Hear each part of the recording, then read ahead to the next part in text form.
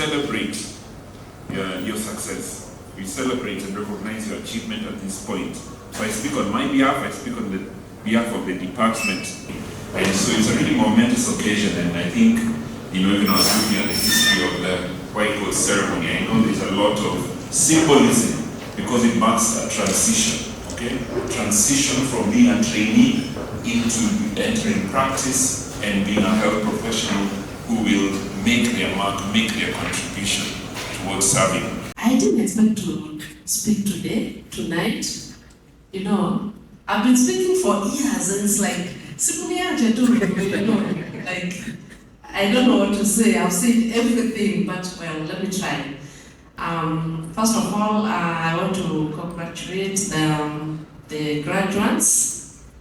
I know it has been tough, and I don't know which life you want me to talk about, because I have experienced all these lives: student life, working life, retirement. I'm in retirement now. I'm lecturing you guys, I don't know. And so I've been in and out. I've been out at one time, I've been in, out again, you know, like that. So maybe in brief, this is life, you know. Life is like that. At one point you are at one stage, and you think maybe this is life, and then you move to another stage, and it's like, oh, this is another life, and like that. I'm still experiencing different types of life even now in retirement. I was just whispering to Esther there, like, there's a lot, you know. You will not miss to do something in your life unless you choose to. So for those who are in school, is it okay if I call it school? At the university? Okay. You left school, now you are at the campus. That is the life you are leading now. So you better do it well. Do it the best way, like you'll never do it again. Have you ever heard of medical doctors who graduate, and then at the end of the day, they go into the business of selling cars? Have you ever heard of that? Yes? Because sometimes life can drive you to wherever you are supposed to be. And of course, you cannot deny that calling. So the reason why I'm here, I did tell you I've done health systems management, and I did a master's in business administration from the University of Nairobi. And that is why I have all those things you see about entrepreneur. So my purpose for me here today is to share with you and inspire you on entrepreneurship. You as radiographers, because sometimes you underrate your potential. First of all, of course, you have the basics. Yeah? Not anyone can come from out there and become a radiographer. Are we together? Because you are going through a very hard process, you've been licensed, and now you have some experience, and you are going out there at least to look for opportunities. So whoever wants to be a radiographer, first of all, they must first pass the first stage, which you've already passed. Which means you have an added advantage compared to any other person out there. So that forms the basis of you exploring other opportunities out there. So as a professional, of course, you are trained to diagnose, to take care, and of course to heal. So of course you have some of the most advanced technologies in medical field. And of course, I know for you, currently you either do diagnostic or you do therapy. The reasons, of course, why you do that, you understand better. Of course, to support patients at the most vulnerable moments. So remember, you contribute a lot. Your contribution to healthcare is very important. But today, remember, I want to talk to you about something that's just as powerful as the skill you've already acquired, which is, of course, entrepreneurship. The power to create something of your own, to innovate, and of course to lead. Are you going to be one of the managers somewhere in a radiography department? radiology department, or you think you'll just be doing the work of diagnosing or maybe therapy and you'll stick there. Some of us we started from clinical work, but eventually we ended up in management. So even you, at one time, you can be a CEO of an institution. Alright? You can be a CEO of your own institution. So this is how I want you to look at it when you are going out there. So it's not only employment that is going to answer all problems that you are going to face in the next world of not being a student. So if you as a radiographer who understands the technicalities, because me as a manager at St. Francis Community Hospital, I cannot buy an MRI without consulting the head of the radiology department. Are we together? Yeah? And I mean, if you do it and you are still practicing your clinical work, is it harmful?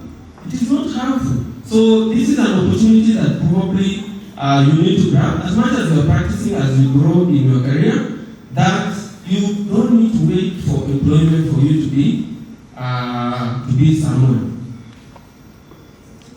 So, like I said, entrepreneurship is about identifying problems and, of course, finding creative ways to solve them, and maybe, of course, providing more affordable imaging services. I think I'll give you examples. Maybe developing educational programs to other students, or just networking. Yeah. So, in this, the key is that you, as radiographers, you are uniquely positioned to change the landscape of healthcare through entrepreneurship. When we were in the conference, we were challenged that Africa, we are practicing 6% of the potential medicine that other developed countries are practicing. Can you imagine 6%? In Japan, it's only robots who do surgery. Robots. So they don't need doctors. You understand? So where do you come in to fill this gap as newly graduates or even as a student? Yeah? What is the role of AI in transforming healthcare? What can you do as a person to provide that solution? That clinic, that hospital, or that patient requires. So the power of innovation definitely lies on you, as long as you believe in yourself.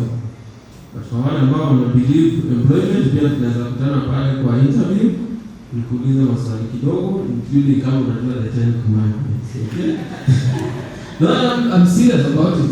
One of the key questions that we ask, because it's a faith-based institution, it's a level 5 for those ones who don't know the hospital. It is found in Kasarani.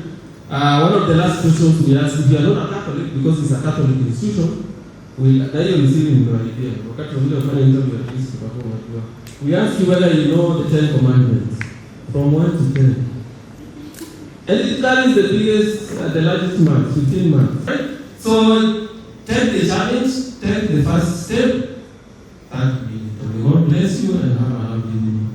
So my number is 07 21 71 44 98. I really want to appreciate the officials of the group for giving me a chance. I didn't know I could get such a commendable congregation of professionals, and I'm really, really humbled.